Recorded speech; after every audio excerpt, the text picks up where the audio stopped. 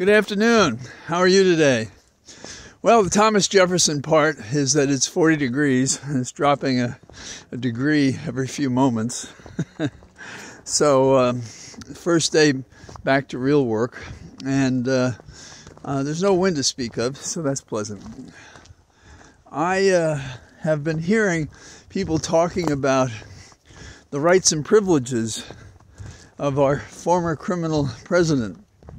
And I think the major difficulty here in this debate is that it's like people think they can come to the room and talk about things like they're making it up for the first time. And here's the major problem in our commenting these days, including lawyers and so-called experts, and I guess including myself. But let me see if I can persuade you that my view of looking at these things makes a lot more sense than the cockamamie bullshit that you're listening to. First of all, it appears America doesn't understand what standards or measures we have in place along which we look at conduct to see if that measure circumscribes in any fashion the behavior of another person. Okay, so that's elevated. Now let's bring it down to 500 feet. If I have a document that says, if you betray your oath to preserve and protect our nation, you can be barred from running for office, period. And people say, oh, this is really difficult language, and this hasn't happened before. We've had people who have been more respectful in our history of its Constitution and laws. That's why this is unusual. And that's why Nixon was unusual. But this guy is off the charts. Okay, so let's go back to it again. I, in some of my appearances, have said that the biggest problem we have is that America has lost its way. It doesn't have the standard by which it measures conduct, by which it measures our judgment about conduct. And so when we're being done in, since we don't know what those measures are, we don't know that we've been done in. Now let's take an easy one. If indeed Trump was involved in an insurrection, we know that that's wrong. We know that there are laws that says that crime is specifically wrong. We know that aiding and abetting and in any way being involved in interfering with a congressional purpose is a crime. But here's the catch. There are also standards for how we address these things. Now, Article 14, Section 3, standalone, self-executing, says in America, because the Constitution is the supreme law of the land. And it, pardon the expression, trumps lesser laws, state laws. And the positions that we're talking about in the current debate are federal positions, indeed, the highest executive office in the land. And the law that applies to that says, if you made an oath to preserve and protect America, and you break that oath, you're barred. Now, there are ways to get around it, none of which have been invoked. Now, we have people saying that as to that particular law, Article 14, Section 3, oh, we got to see, and does Congress have to do something? And this is all BS. This is all to convince us this is too difficult, and we shouldn't do this. Because if people understand that the standard that we can apply here is to bar Trump from being on the ballot, then we're in a very different place. So we have a lot of commentators who think they're helping us, by telling, oh, I don't know, this is hard, and California's right. They should ignore the Constitution. They shouldn't bar him from holding office. Well, it's not just ignoring the Constitution. We're ignoring, again, holding accountable a person who sought insurrection. Period. Everybody in America saw it. We've been over it. We've seen the documents. We've heard the statements. There is no question on this earth that Trump is an evil, lawless criminal who sought to overturn our country's election. An election in what we pride ourselves on being a democracy. That is having a vote. In a country that believes the people that we elect, they are the republic, a representative form of government. So, when we do not invoke the law as it exists, we invite lawlessness. We invite this president to give us the finger and do whatever the hell he wants. And that's what he's doing.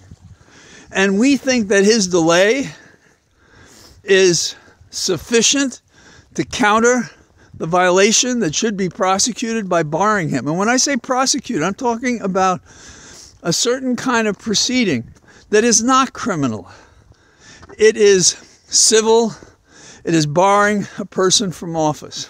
Now, I was on the Hill working on the Judiciary Committee and with Zoe Lofgren when there was an effort to impeach Clinton.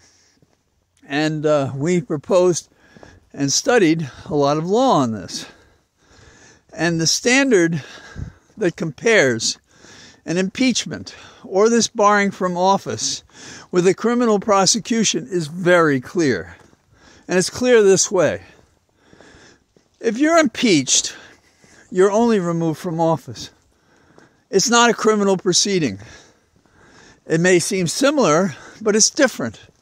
Similar in the sense that the entire Senate sat as a jury when the Congress, sitting as an indicting body, indicted what would have been in the past Nixon, what was in the present Mr. Trump. So when we have a case against Mr. Trump, and for political or other reasons, he is not found convicted of the crimes he committed in the sense of high crimes and misdemeanors as a basis for his removal from office, and only that. His freedom is not constrained in the sense of he's not put in custody. He doesn't pay penalties, but he is removed from office. Now, can he be prosecuted? Yes, he can be prosecuted, separate and apart, because the criminal proceeding has a different objective. It is to punish the person, a president, for the crime he committed. So is it possible that a president can be both removed from office and prosecuted? Yes. Is it necessary that he be impeached before he be prosecuted? No. And how do we know that? Well, there are opinions, but more importantly, we have one test case. Agnew was the vice president of the United States, involved in bribing, and this prosecution occurred while he was in office as the vice president. And his lawyer, who was a very good lawyer, went to court and said, you have to impeach him first. You haven't done that, you can't prosecute him criminally. And the court said, nah, they're different things. And this is a court said this. The different things are removing a person from office as opposed to prosecuting him. Now, if I have energy in my voice and bitterness in the sound of my speech, it's because we're playing around with nothing less than the future of this nation. And there are people saying stupid things that they should know better. And instead of talking about it without knowledge, if that's the best thing I can say about these criticisms, they do a disservice to journalism and to the free exchange of information in America, which is polluted when people say things they don't know to be true and that are not true as a matter of fact or law. So the law is a person who is president or any official can be barred from office, not a criminal prosecution, if they betray their oath by doing something like an insurrection. And what do we have with Trump? We have two judges who say that's exactly what happened. Next, What about an impeachment? He was, quote, acquitted of an impeachment. Well, don't be misled by the word. He has not been found guilty in the sense of the specifications of the House for the purposes of prosecuting an impeachment or removal from office. And so, he was not removed from office. And some people say an impeachment is whatever the House says it is. And that's a pretty sad statement on how we make our laws. But be that as it may, these are two different proceedings. One has to do with barring a person from running for office, and the other from serving in an office. It could be the presidency, it could be a judgeship. There's a whole panoply of persons who are subjected or possibly subjected to those standards. And then, on the other side of the ledger, there are criminal cases. And criminal cases do not involve removal from office. They do not involve, as a matter of the act itself, necessarily involve anything else but prosecuting a person. So, one set of remedies, impeachment and barring from office, is a civil proceeding and not a criminal prosecution, however the language sounds similar. But a prosecution is something different. And consider the fact that if we had a person in office who was committing crimes and was legitimately, appropriately designated for impeachment, those two things are separate, just as is separate the fact that he would be barred from running for office. If America takes a shiv and drives it into their own chest because the tools made for America in its Constitution are ignored, we the people suffer because of the ignorance and idiocy and stupidity and cowardness of those who will not identify the procedure here to deal with this historic and outrageous conduct. So, that's what I got on my mind. And I think that my Irish is up. Something I thought I left in childhood when I found, well, in public debate, people would lie or mislead. And some debating clubs encouraged people to make up facts to win arguments. And I even had one person say, when in doubt, shout. And I said, when they find that you're in doubt, shouting as if you're certain and you're proven wrong, then you have no credibility in the argument. And so I left that group.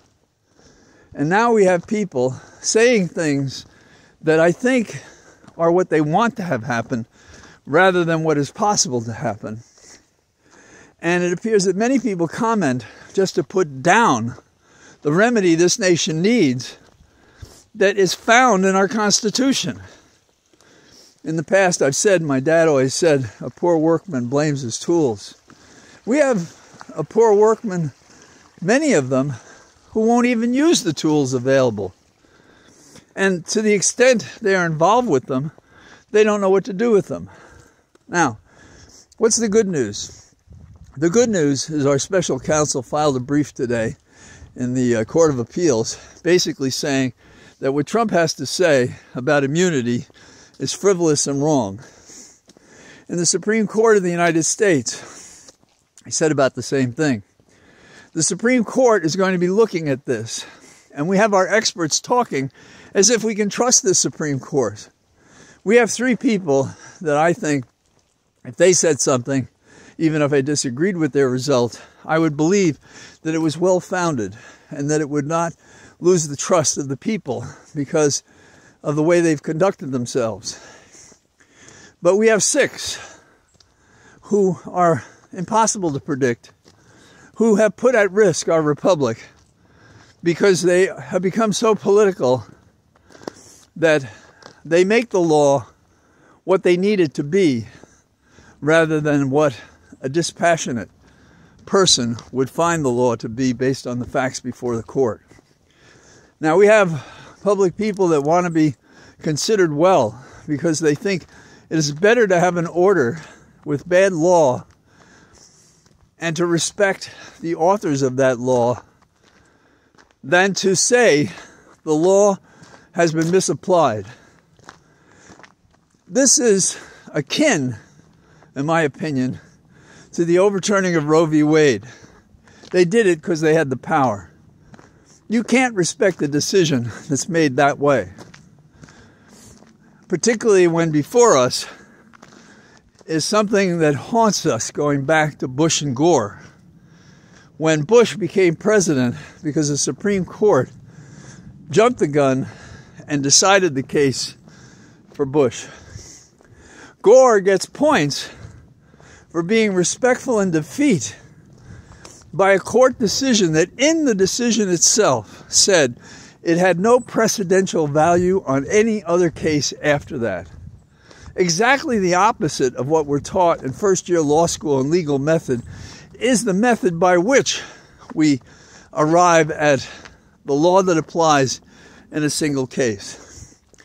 So here it is, the first day of the year, and people are compromising the nation's understanding of the law and therefore compromising the nation itself. Now, I know that at this point nothing's going to change Jack Smith.